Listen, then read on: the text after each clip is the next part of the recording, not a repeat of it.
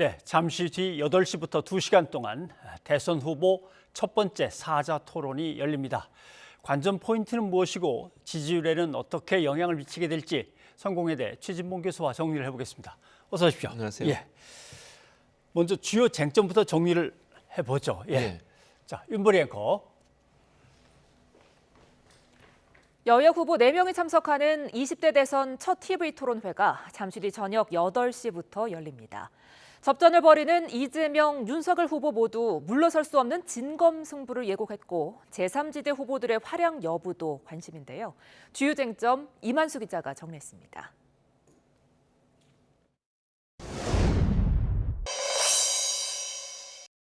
먼저 집권 여당 대선 후보인 이재명 후보는 성남시장과 경기도지사를 지내며 쌓아온 행정 경험을 바탕으로 유능한 경제 대통령을 강조할 것으로 예상됩니다. 약속은 누구나 할 수 있지만 실천은 아무나 하는 것이 아닙니다. 실력과 성과를 실적으로 입증한 제가 반드시 실천하겠습니다. 여기에 맞선 국민의힘 윤석열 후보는 정권 심판론으로 문재인 정부와 이재명 후보를 동시 공략하며 맞불 전략을 놓을 가능성이 높습니다. 기본이 안 된 정치 세력은 이 대한민국에서 반드시 퇴출시키고 합리적인 생각을 가지고 있는 그런 야당과 함께 저희가 국정을 논해야 됩니다.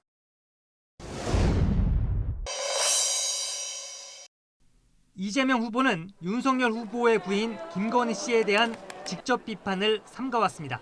대신 윤 후보를 둘러싼 무속 논란에는 거침없이 날을 세웠는데 양보 없는 설전이 오갈 것으로 보입니다. 저는 점쟁이 안 믿거든요. 국가 정책을 점쟁이한테 물어서 결정할 생각 전혀 없어요.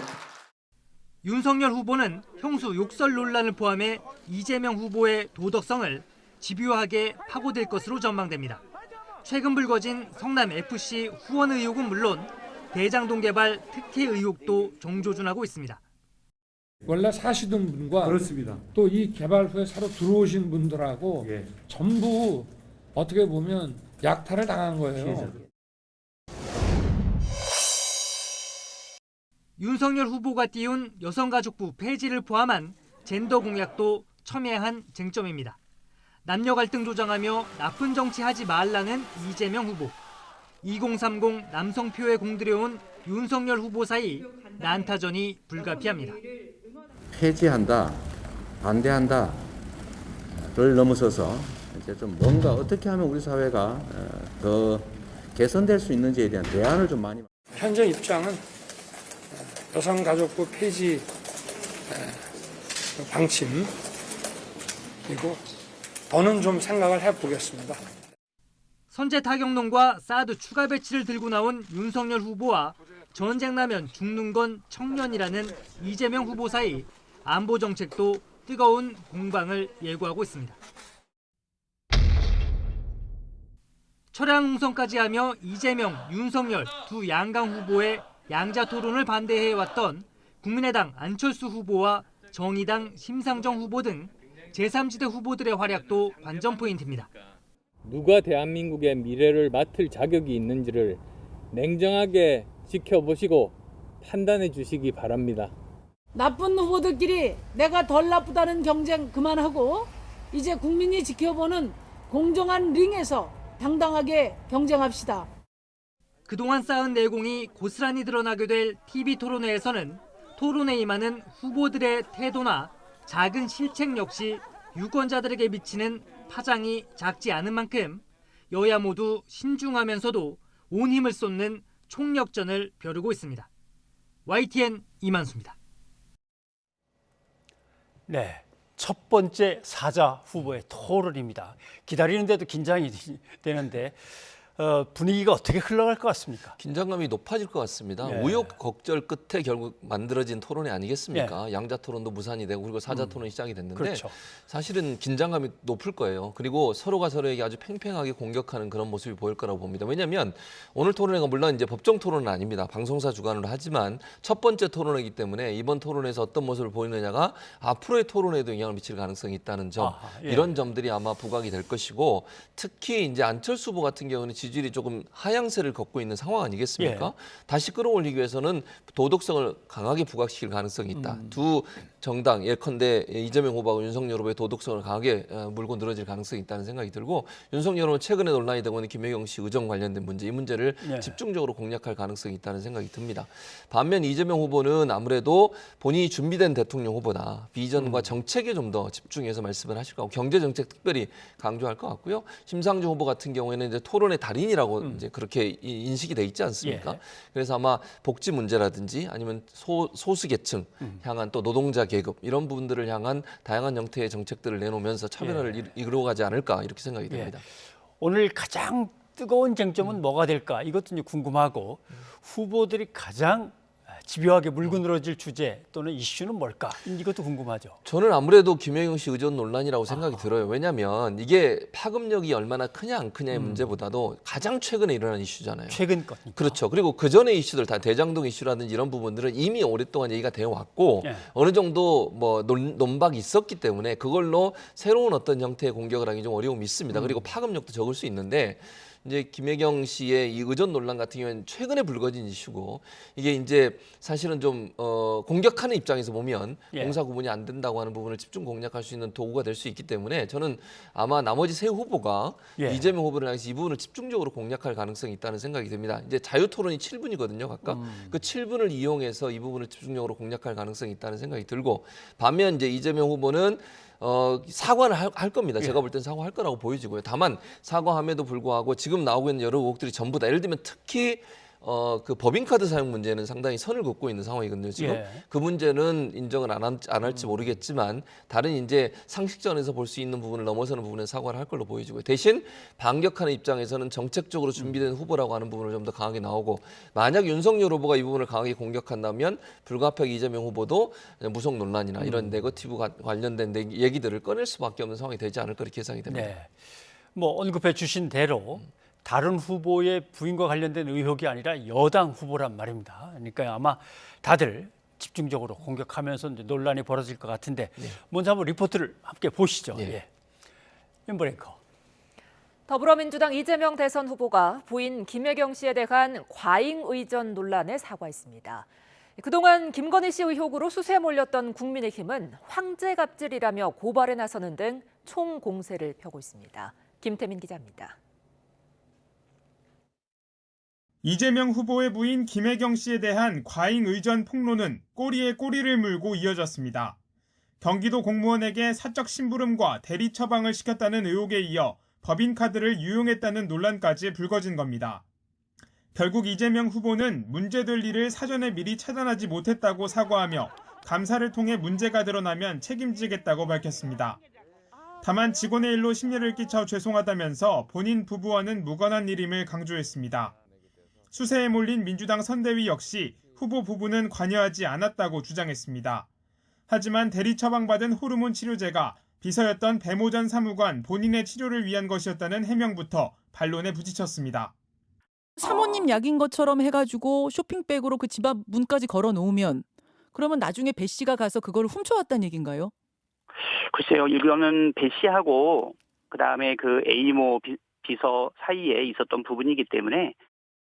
국민의힘은 김혜경 씨의 황제 갑질이 드러났다고 규정하며 공세의 고삐를 더욱 바짝 조였습니다. 국민과 국가를 위해 봉사해야 할 공무원에게 몸종 부리듯 갑질을 했다니 김혜경 방지법이라도 나와야 할 것 같습니다. 중앙선대본부에 진상규명센터를 설치해 김혜경 씨와 관련된 추가 제보를 받겠다고 나선 데 이어 직권남용, 의료법 위반 등의 혐의로 김 씨와 의혹 당사자들을 검찰에 고발하며 말 그대로 총공세를 펼쳤습니다. 정의당 역시 이번 일은 정치적 사과로 끝낼 일이 아니라면서 엄정한 수사를 촉구하며 압박을 보탰습니다. 대선을 한 달여 앞두고 본격적인 경쟁 무대가 될 TV토론 직전 터진 악재에 민주당은 당황한 기색이 역력합니다. 이재명 후보는 본인의 직접 사과로 이번에도 전공법을 택했지만 야권 후보들의 맹공이 예상되는 가운데 난관을 어떻게 쳐나갈지 주목됩니다. YTN 김태민입니다. 네. 어제 김혜경 씨가 공식 입장을 내놨고 오늘 이재명 후보가 사과문을 내놨고 이렇게 이제 연거푸 나왔습니다. 오늘 토론에서 이게 어느 정도 뭐 효력을 발생시킬까요? 이제 제가 볼 때는 이재명 후보가 좀 더 구체적으로 설명을 하지 않을까 하는 생각이 듭니다. 일단 질문이 들어오면 예. 그 질문에서 답변을 해야 되고 아마 시간이 좀 있었기 때문에 그동안 일어났던 여러 일들에 대해서 자료들도 아마 준비했을 거라고 봅니다. 그래서 상식선에서 봤을 때 예를 들면 의전을 개인적인 일들을 부탁한 부분에 대해서는 사과를 분명히 할 거라고 저는 봅니다. 예. 그 부탁을 했는지 아니면 이제 배 씨 같은 경우는 본인이 알아서 했다고 지금 얘기를 하고 있는 상황이거든요. 그 사실관계를 확인해서 아마 해명을 할 거로 생각이 들고요. 다만 저는 이제 법인카드 문제나 이 법적으로 문제가 되는 부분은 명확하게 선을 그을 가능성이 있다고 봅니다. 아마 다양한 형태의 답변들이 준비될 거라고 저는 보는데 예. 당장 그 논란이 됐던 것 중에 하나가 지금 제가 들어오기 전에 해명 자료가 하나 나온 게 있는데 그게 예. 뭐냐면 아들 병원에 갔을 때 그 카드 있지 않습니까? 네. 쓴 카드. 이게 이제 복지 카드다 이런 얘기가 나왔었는데요. 그 복지 카드가 마치 이재명 후보가 경기도로부터 받은 복지금을 가지고 쓴 것처럼 얘기가 됐는데 실제로는 그 복지 카드라고 하는 게 경기도에 근무하는 모든 사람들이 은행과 계약을 맺고 예. 그 복지 카드를 만든다고 합니다. 그럼 예. 경기도라고 찍히게 되고 병원비나 입원비 같은 경우는 복지 카드로 지급이 안 된답니다. 이 결제가. 그래서 그거는 본인 개인 돈으로 지급했다라고 지금 해명을 했는데 그런 형태의 예컨대 이재명 후보 입장에서는 준비된 것들을 좀 더 자세히 설명할 수 있는 기회가 있을 거라고 저는 보고요. 그게 어떤 내용인지를 봐야 될 것 같습니다. 그래서 법적인 문제의 처벌까지 갈 수 있는 사안이냐 아니냐가 오늘 예. 이제 토론회를 통해서 어느 정도 윤곽이 나올 것이고 윤리적 도덕적으로 잘못된 부분에서는 사과할 거라고 저는 봅니다. 그게 필요하다고 저도 보고요. 그런 차원이라고 하면 이재명 후보 입장은 전국법으로 갈 텐데 상식선에서 어긋나는 행동을 했던 부분들에 대해서는 사과하고 예. 그럼에도 불구하고 법적인 부분에서는 뭔가 명확하게 해명하고 선을 긋는 쪽으로 가지 않을까 그렇게 예상이 됩니다. 네. 아무튼 그 부분에 대해서 감사를 받겠다. 예. 그 결과에 대해서 아무튼 뭐 책임을 다 지겠다 책임을 그랬죠. 지겠다 이렇게 예. 얘기를 했습니다. 여기에 대해서 이제 윤석열 후보도 역시 부인 김건희 씨 문제가 이제 핫 이슈로 떠올라 있고 그다음에 이번에 또 공격을 받게 되겠죠. 네, 예. 그렇습니다. 윤 후보는 뭐 나름대로 그동안 이런저런 방어 전략들을 많이 구상을 했을 것 같습니다. 아무래도 이제 윤석열 후보는 이 녹음 자체에 녹음된 과정에 대해서 문제를 제기할 것 같습니다. 예. 예컨대 사적 대화다. 사적 대화를 그것도 기자라는 사람이 상대방의 의도를 일부러 파악하기 위해서 예컨대 의도된 답변을 얻어내기 위해서 예. 의도적으로 질문을 한 것이지 이게 정상적인 통화가 아니다라는 얘기를 강조할 거라고 저는 봅니다. 왜냐하면 일단 김건희 씨 목소리로 녹음이 돼 있는 상황이기 때문에 그 녹음 내용 자체를 부인할 수는 없거든요. 그럼에도 불구하고 이 녹음 자체가 사적인 대화를 녹음했던 잘못된 방식으로 이루어졌기 때문에 그 자체가 문제라는 점을 좀 더 집중적으로 부각시킬 가능성이 있다는 생각이 들고요. 또 하나는 이게 사적으로 이루어진 대화이기 때문에 말한 내용이 100% 다 이루어진 건 아니다. 예컨대 뭐 캠프에서 일을 했다거나 캠프에 관여했다는 부분에서 부인할 가능성이 있다. 결국 윤석열 후보 입장에서는 김건희 씨의 녹취록 내용이 일정 부분 사적 대화에서 약간 뭐 부풀려지거나 아니면 과장에서 얘기한 부분이 있지만 그게 실행되진 않았다라는 쪽으로 아마 방어를 하지 않을까 그렇게 예상이 됩니다. 네. 그리고 다른 후보들이 이제 윤석열 후보를 공격할 것 중에 새로운 이슈가 이제 흔히 말하는 김만배, 정영학 두 사람의 이제 녹취록이 네, 공개된 맞습니다. 문제입니다. 사실 설 연휴 동안 이 녹취록이 공개되면서 파장이 상당히 컸습니다. 네.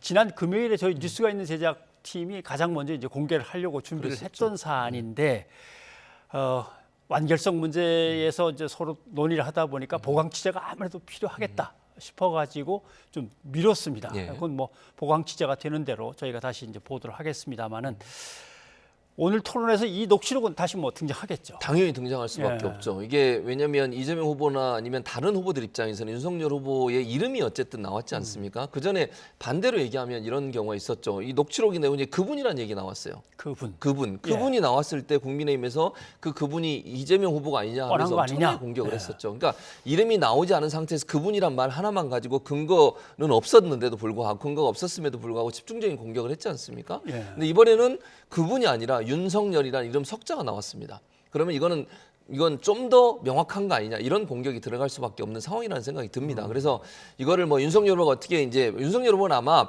이게 김만배 씨가 과장해서 얘기한 거다 이렇게 아마 몰고 갈 거라고 보여지는데 그럼에도 불구하고 나머지 세 후보는 이 부분을 집중적으로 공략을 할 겁니다. 예. 또 대장동 이슈가 이재명 후보 입장에서는 이게 이재명 후보와 연관된 것으로 자꾸 몰고 갔던 부분들이 반격을 할 수 있는 기회가 되지 않겠습니까?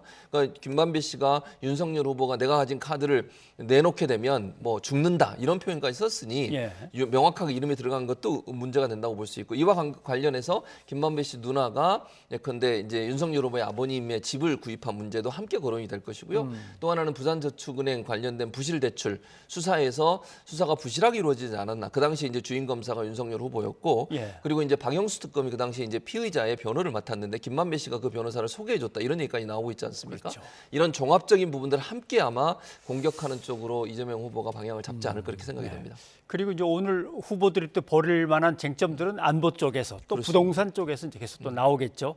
특히 윤 후보만이 이제 입장을 달리하고 있는 사드의 추가 배치 같은 경우 이제 보나마나 큰 쟁점이 될 것 같은데 한번 듣고 오시죠. 북한의 미사일을 막는 것은 팩3라 페이트리트 미사일로 우리가 지금 배치가 돼 있습니다. 북한이 수도권을 공격하는 것은 다 단거리 미사일이나 장사정포를 쏠 거 아니겠습니까? 사드는 고고도 미사일 아니에요. 최소한 중거리 미사일 이상이 종말 단계 낙하할 때 요격하는 건데 왜 미국이 성조했다 그걸 배치했겠어요? 근데 이거를 수도권에 배치하겠다는데 나는 이해할 수 없고. 북한에서 쏜 미사일들이 거리로는 단거리일지 모르겠지만은 우리의 미사일 방어망을 피하기 위해 가지고 고각 발사를 보통 할 수도 있습니다. 그래서 높은 각도로 쏘게 되면은 진입 속도는 굉장히 빨라지거든요. 그렇기 때문에 아까 언급하신 패트리어트 3 방공포대 같은 경우에도 저고도에선 분명히 막을 수도 있겠지만 고각 발사된 미사일 같은 경우에는 사드와 같은 체제가 아니면은 막을 수 없다. 네. 안보에 있어서는 강경한 입장을 보이고 있는 이제 윤석열 후보고 또 나름대로 이걸 가지고 민주당은 안보 포퓰리즘 아니냐 이제 이렇게 비난도 하는 건데 윤 후보가 나름대로 이렇게 강하게 내놓는 이 정책이 어떤 영향을 미칠까요? 제가 볼 때는 보수 진영을 결집하는 데 영향을 미칠 거라고 봅니다. 다만 이게 진보 진영이나 중도 진영까지 영향을 미칠까 저는 좀 한계가 있을 거라고 생각을 합니다. 예를 들면 지금 긴장감이 예를 들어서 선제 타격 예컨대 또 사드 배치 문제 이 문제는 사실 국민적 논란이 많은 부분이고 사드 배치 같은 경우에는 사실 미군이 운영하는 이유가 사실 북한에서 ICBM처럼 중장거리 미사일을 발사했을 때 미국에 도달하기 전에 격추하기 쉽게 해서 요격하기 위한 수단으로 활용하기 때문에 미군이 활용하고 있고요. 사드를 만약 우리나라에 배치하더라도 실제 사드를 운영하는 체계라든지 시스템은 미군이 갖고 있거든요. 그래서 우리가 만약 가져와서 배치를 하더라도 미군의 어떤 도움이나 아니면 시스템의 도움을 받지 않으면 운영하기가 상당히 힘든 부분이 있습니다. 그런 상황인데도 사드 배치를 이렇게 강하게 주장하는 것 중에 하나가 뭐냐면 안보 이슈를 강하게 어필하는 거라고 저는 봐요. 그렇다면 윤석열 후보 입장에서는 보수 진영이 이 부분에 좀 민감하게 반응할 수 있지 않겠습니까? 북한에 대해서 뭔가 공격적인 성향의 모습을 보이는 것은 사실 안보 이슈를 통해서 지지층을 좀 더 결집하는 의도를 갖고 있다고 보여지기 때문에 아마도 윤석열 후보 입장에서는 지지층을 최대한 결집시켜서 이번 선거가 박빙으로 될 거라는 예상이 되고 있기 때문에 지지층을 최대한 결집시키고 중도층을 일부 끌어오면 승리할 수 있다. 이런 전략적 선택이 결국은 이런 강경 발언을 계속적으로 내놓고 있는 게 아닌가 이렇게 생각이 듭니다. 그리고 역시 특히 수도권을 중심으로 해서는 부동산이 가장 뜨거운 이슈입니다. 이 여야 후보들은 부동산 정책을 놓고 공방을 벌일 건데 문재인 정부가 가장 실패했다. 점수를 갖다 낮게 받고 있는 이제 분야이기 때문에 이거 사실 민주당의 이재명 후보조차도 여기에 대해서 어느 정도 선을 좀 그으려고 지금 하는 상황입니다. 맞습니다. 나는 문재인 정부하고는 다릅니다라고 하는 차별화 전략이 어떻게 먹힐 수 있을까? 이제 이 문제죠. 그렇죠. 정책적으로 저는 차별화를 이룰 거라고 봅니다. 이재명 후보가 내놓은 정책들을 보면 부동산 관련해서 특히요. 완전히 차별화가 이루어졌다고 저는 봅니다. 예를 들면 재건축 문제도 확실히 풀겠다고 얘기를 했습니다. 공급을 확대하겠다고 얘기했습니다. 이거는 그전에 지금 문재인 정부가 추진해왔던 주택 정책과는 물론 최근에 문재인 정부가 공급을 확대하는 쪽으로 바뀌었지만 그전의 정책과는 완전히 다른 정책입니다. 그리고 대출 문제도 생애 처음으로 집을 구매하는 분들에게 대출을 좀 더 완화시키겠다는 얘기도 했습니다. 그리고 부동산 정책 같은 경우 공공주택을 좀 더 많이 공급하겠다고 얘기를 했고요. 이런 부분들은 사실 공급을 늘리고 재건축을 활성화시키고 그리고 대출도 좀 더 완화시키겠다고 하는 것 자체가 사실 현재 문재인 정부가 추진하고 또 문재인 정부 5년 동안 추진했던 부동산 정책과는 완전히 다른 결이거든요. 근데 이게 사실은 국민의힘이 요구하는 거의 맞닿아 있습니다. 그게 결국은 이재명 후보 입장에서 오늘 아마 이 부동산 정책의 차별화를 확실하게 할 거라고 저는 봅니다. 그러니까 국민들이 원하면 국민을 이기는 정부는 없고 국민을 이기는 대통령은 없으니 그 민심에 따르겠다고 하는 부분을 명확하게 해서 부동산 민심을 되돌려 오지 못하면 지금 현재 다른 지역도 문제지만 수도권에서 약간 밀리고 있거든요. 지금 예. 그걸 다시 끌어올리기 위해서는 결국 부동산 문제를 명확하게 해결할 수 있는, 즉 집을 가지고 싶은 사람에게 집을 가질 수 있는 기회를 드리는 거, 이 부분을 명확하게 설명하는 쪽으로 집중적으로 정책적 부분을 어필하지 않을까 그렇게 예상이 됩니다. 아무튼 첫 사자 TV 토론을 끝낸 다음에 이제 벌어질 일이 뭘 것이냐. 지금 이재명, 윤석열 두 후보는 뭐 초박빙입니다. 여기서 누군가가 치고 나갈 수 있을 것인가라고 하는 문제. 아니면 안철수, 심상정 후보가 두 거대 양당 후보들의 어떤 문제점을 지적하면서 치고 올라갈 것인가. 어떻게 예상하십니까? 저는 이거는 이제 토론회를 끝나고 나서 결정할 문제라는 생각이 드는데요. 저는 이런 생각이 들었습니다. 토론회에서 말을 잘하는 걸로 점수를 딸 수 있을까? 저는 한계가 있다고 봅니다. 그리고 서로 모든 후보에 대한 기대치가 다 다릅니다.